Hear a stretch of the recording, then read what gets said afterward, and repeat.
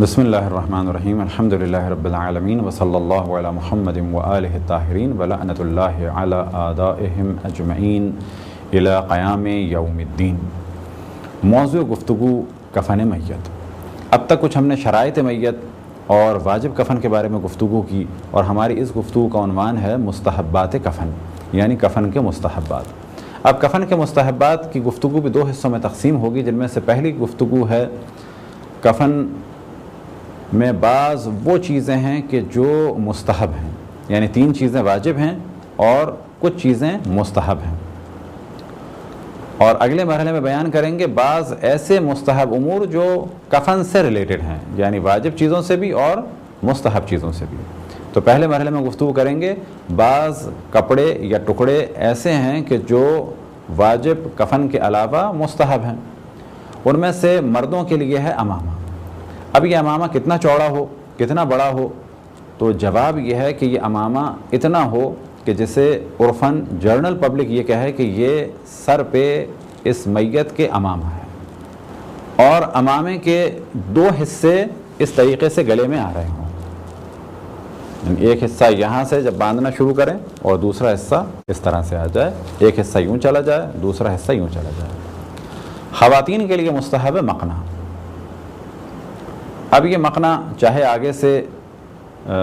اس طریقے سے ہو کہ کپڑے میں سوراخ کیا گیا ہو اور مقنا بنایا گیا ہو، چاہے اس طریقے جس طرح سے ہمارے ہاں اسکارف لپیٹ دیا جاتا ہے،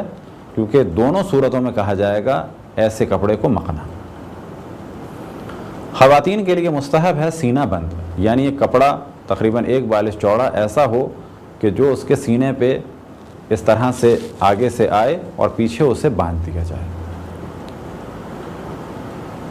اسی طریقے سے خواتین اور مردوں دونوں کے لیے مستحب ہے ران پیچ، یعنی ایک ایسا کپڑا، اور اس کی مقدار کتنی ہو، مقدار اس کی جتنی بھی چاہے ہو سکتی ہے، 1 بالش سے چوڑا بھی ہو سکتا ہے اور 2 میٹر بھی ہو سکتا ہے،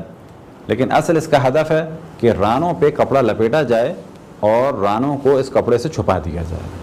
یعنی ایک کپڑا ایک ران پہ شروع کیا جائے باندھنا، دوسرا کپڑا دوسری ران پہ باندھا جائے، لیکن مستحب مقدار ہے 3.5 ذراع، یعنی 3.5 ہاتھ کے برابر اس کی لمبائی ہو اور 1 بالش یا 1.5 بالش اس کی چوڑائی ہو۔ لیکن یہ کپڑا مستحب ہے اور اس کی یہ مقدار بھی مستحب ہے، بس یہ ہو سکتا ہے کہ اس قسم کا کپڑا استعمال کیا جائے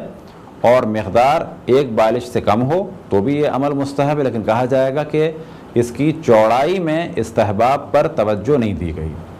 لمبائی 3.5 ہاتھ کے برابر ہو، 4 ہاتھ بھی ہو سکتی ہے، 3 ہاتھ بھی ہو سکتی ہے، لیکن کہا جائے گا کہ یہ کپڑا تو خود ہی مستحب ہے اور اس کی لمبائی بھی واجب نہیں ہے کہ جو بیان ہوئی ہے وہی ہو، بلکہ لمبائی بھی مستحب ہے، بس اگر لمبائی 3.5 ہاتھ کے برابر ہو تو بہتر ہے، لیکن اگر 4 ہو تو بھی صحیح ہے، 3.5 کے بجائے 3 ہو تو بھی صحیح ہے۔ اب اس ران پیچ کو باندھنا شروع کیا جائے گا ران سے، اور تقریباً گھٹنوں تک اس کو اس طرح سے لپیٹتے ہوئے لانا ہے، اور اس کے بعد جو آخری سرا بچا ہے اسے اس اوپر والے حصے میں داخل کر دیا جائے گا۔ اسی طریقے سے مستحب ہے کہ ایک کپڑا رانوں پر لپیٹا جائے، چاہے وہ مردوں کے لیے ہو چاہے وہ خواتین کے لیے ہو۔ اسی طرح سے مستحب ہے ایک چادر واجب ہے اور ایک اور چادر مستحب ہے۔ اسی طریقے سے مستحب ہے کہ شرمگاہ پر روئی رکھی جائے۔ اب یہ روئی اتنی مقدار میں ہو کہ اگر کوئی نجاست خارج ہو یا اگر کوئی خاتون ہیں تو کوئی خون خارج ہو تو وہ باہر ظاہر نہ ہو۔ اچھا، آج کے دور میں اس روئی کے علاوہ ایک اور کام بھی کیا جا سکتا ہے، البتہ اس کام کو کوئی ہماری جانب نسبت نہ دے کہ ہم اسے مستحب کہہ رہے ہیں، بلکہ کفن کو نجس ہونے سے بچانے کے لیے یا نجاست کو پھیلنے سے روکنے کے لیے روئی کے بعد اگر کوئی پلاسٹک وغیرہ یا پولیتھین بھی رکھ دی جائے یا موٹے کپڑے رکھ دیے جائیں تہہ بنا کر، تو اس میں بھی کوئی حرج نہیں ہے۔ یہ چند وہ چیزیں تھیں کہ ان واجب 3 کپڑوں کے علاوہ کہ جو کفن میں واجب ہیں ان کے علاوہ یہ مستحب ہیں۔ کچھ وہ کام ہیں کہ جو جرنل ہیں، یعنی کفن سے متعلق ہیں اور مستحب ہیں۔ وہ مستحبات ان میں سے ایک یہ کہ کفن سفید ہو، اسی طریقے سے مستحب ہے کہ کفن خالص کاٹن کا ہو، جب ہم نے پہلے بیان کیا کہ ریشم کا اور زربافت یعنی بنارسی نہ ہو تو کسی کے ذہن میں یہ بھی آ سکتا ہے کہ اس کے علاوہ کپڑے بہت ساری اقسام کے ہیں، تو کہا جائے گا کہ جیسے آج کل ٹیٹرون وغیرہ ہے، یا مثال کے طور پہ کوئی اور نائلون وغیرہ کا کپڑا ہو تو کفن اس سے بھی دیا جا سکتا ہے اور جائز ہے، لیکن بہتر ہے کہ وہ کاٹن کا ہو۔ اسی طریقے سے مستحب ہے کہ کفن اچھے کپڑے کا ہو۔ اچھے کپڑے سے مراد یہ کہ جو میت کی شان ہے، مثال کے طور پہ کاٹن ہے اور بہت خراب ہے تو یا بہت خراب کوالٹی کا ہے تو بعض دفعہ یہ کہا جائے گا کہ یہ خراب کپڑا خود ایک میت کی توہین ہے، بس کہا جائے گا اچھا کپڑا ہو کفن کے لیے، کہ جس کو عام طور پر جنرل پبلک کہے کہ یہ کپڑا اچھا ہے۔ چوتھی شرط یہ کہ کپڑا خالص پاک اور پاکیزہ مال سے خریدا گیا ہو۔ پانچویں شرط یہ کہ کفن کا کپڑا ایسا کپڑا ہو کہ جس میں حج کیا ہو یا عمرہ کیا ہو،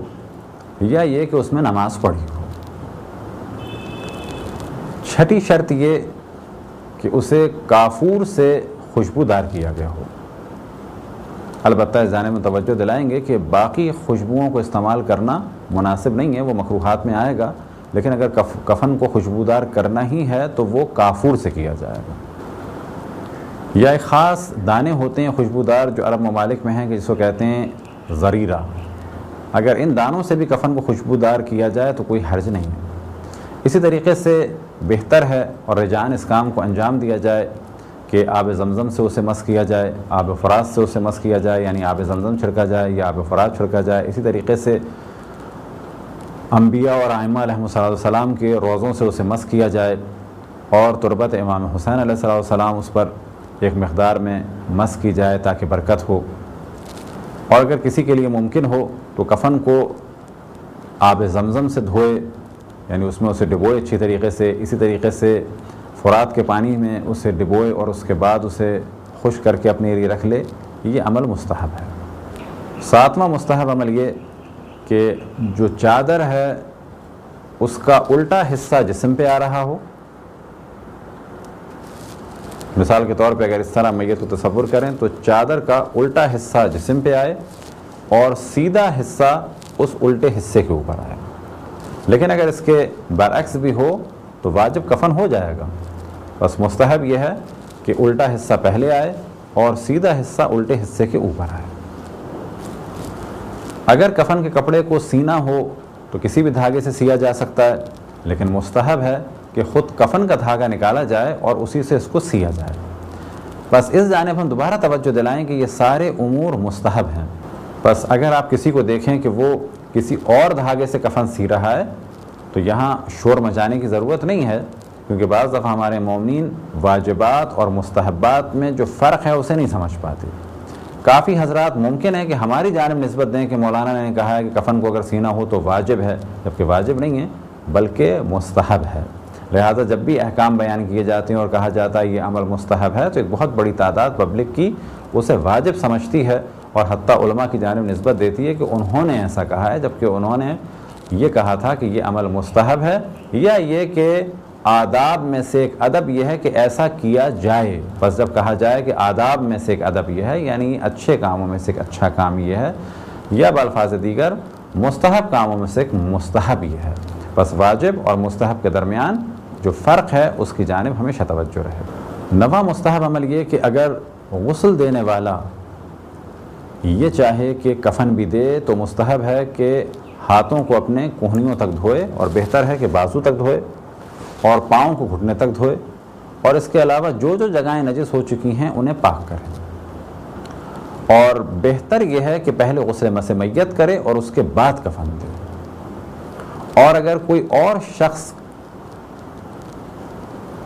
یا یہی شخص کفن دے رہا ہے تو دونوں کے لیے مستحب ہے کہ وضو سے ہوں اور اس کے بعد کفن دیں۔ اور 10واں مستحب عمل یہ کہ کفن پہ لکھا جائے، میت کا نام اگر احمد ہے اور اس کے والد کا نام محمد ہے تو لکھا جائے احمد ابن محمد یشہد، کہ احمد ابن محمد گواہی دیتا ہے۔ کیا گواہی دیتا ہے؟ ان لا الہ الا اللہ وحدہ لا شریک لہ، کہ اللہ سبحانہ و تعالیٰ کے علاوہ کوئی بھی لائق پرستش اور عبادت نہیں، اور اس کے بعد گواہی ہو رسول اللہ صلی اللہ علیہ وسلم کی نبوت کی، وَأَنَّ مُحَمَّدًا عَبْدُهُ وَرَسُولُهُ، کہ وہ گواہی دیتا ہے کہ رسول اللہ صلی اللہ علیہ وسلم اللہ سبحانہ و تعالیٰ کے عبد اور اللہ سبحانہ و تعالیٰ کے رسول ہیں۔ وَأَنَّ عَلِيًّا، اور یہ گواہی دیتا ہے کہ مولا امیر المؤمنین علی علیہ السلام اور پھر امام حسن، امام حسین، امام علی ابن الحسین زین العابدین، امام محمد باقر، امام جعفر صادق، امام موسیٰ کاظم، امام رضا، امام محمد تقی، امام علی نقی، امام حسن عسکری اور امام زمان علیہ السلام اللہ سبحانہ و تعالیٰ کی حجت ہیں اور رسول اللہ صلی اللہ علیہ وسلم کے خلفاء ہیں اور ہمارے امام ہیں۔ یہ ہم نے ترجمہ اور فقط استحباب بیان کرنے کے لیے آپ کے سامنے بیان کیا۔ عموماً جو کفن مومنین کے پاس ہیں اور اس کے علاوہ تفصیل سے کتابوں میں یہ چیز موجود ہے تو آپ اس کو اتار سکتے ہیں اور بیان کر سکتے ہیں۔ اسی طریقے سے مستحب ہے کہ کفن پہ قرآن مجید کو یا قرآن مجید کے بعض حصوں کو لکھا جائے، البتہ اس حصے کو ایسی جگہ پہ رکھا جائے کہ جس سے کفن نجس نہ ہو سکے، یا ایسی جگہ پہ لکھا ہوا نہ ہو کہ جہاں قرآن مجید کی توہین ہو۔ مثال کے طور پہ اگر پوری چادر پہ قرآن مجید لکھا ہوا ہے تو اس چادر کو سینے پہ رکھ دیا جائے یا سر کی جانب رکھ دیا جائے، پاؤں کی جانب، یا ایسی چیزوں کی جانب کے جس سے توہین ہو تو قطعاً مناسب نہیں ہے۔ اسی طریقے سے کفن پہ حدیث سلسلۃ الذہب کا لکھنا مستحب ہے۔ حدیث سلسلۃ الذہب یہ ہے کہ جس وقت امام رضا علیہ السلام نیشاپور پہنچے تو لوگوں نے آپ سے سوال کیا کہ کوئی روایت سنائیں، تو آپ نے روایت شروع فرمائی اور فرمایا کہ میں نے سنا ہے اپنے والد سے، موسیٰ ابن جعفر سے، انہوں نے سنا اپنے والد امام جعفر صادق علیہ السلام سے، انہوں نے اپنے والد امام محمد باقر سے، انہوں نے اپنے والد امام زین العابدین سے، اور انہوں نے اپنے والد امام حسین سے، اور انہوں نے اپنے والد مولا امیر المومنین سے، اور انہوں نے رسول اللہ صلی اللہ علیہ وسلم سے، اور رسول اللہ صلی اللہ علیہ وسلم نے حضرت جبرائیل سے، اور حضرت جبرائیل نے اللہ سبحانہ و تعالیٰ سے نقل فرمایا کہ اللہ سبحانہ و تعالیٰ کا ارشاد ہے کلمۃ لا الہ الا اللہ حصنی فمن دخل حصنی آمن من عذابی، کہ لا الہ الا اللہ میرا قلعہ ہے اور جو اس قلعے میں داخل ہو گیا وہ میرے عذاب سے بچ گیا۔ پھر امام نے اپنے ناقے کو، اپنے اونٹ کو تھوڑی سی حرکت دی اور دوبارہ ارشاد فرمایا اور اپنا سر ہماری سے باہر نکال کے ارشاد فرمایا اما بشروطہا، یعنی یہ تمام چیزیں، یعنی یہ کہ لا الہ الا اللہ اللہ سبحانہ و تعالیٰ کا قلعہ ہے، لیکن یہ شرائط کے ساتھ ہے، وَأَنَا مِن شُرُوطِهَا، اور انہی شرائط میں سے ایک شرط میں ہوں، یعنی اللہ سبحانہ و تعالیٰ کے عذاب سے اگر کوئی بچنا چاہے تو ضروری ہے کہ رسول اللہ صلی اللہ علیہ وسلم کے خلفائے اثنا عشر کو مانتا ہو۔ اس روایت کا لکھا جانا بھی مستحب عمل ہے۔ 12واں مستحب عمل یہ کہ کفن اپنی زندگی میں تیار رکھا جائے اور گاہے بگاہے اس پہ نگاہ کی جائے۔ اسی طریقے سے بیری کے پتوں کو اور حنوط کے لیے کافور کو تیار رکھا جائے۔ 13واں مستحب عمل یہ کہ جس وقت میت کو کفن دیا جائے تو اس صورت میں میت ہو کہ جس طرح سے احتضار کے عالم میں میت کو رکھا جاتا ہے، یعنی پاؤں قبلے کی جانب ہو۔ یہ تھے چند مستحبات کفن کے۔ خداوند تبارک و تعالیٰ سے دعا ہے کہ بحق محمد وآل محمد ہمیں اپنے رسول، اپنی حجتوں،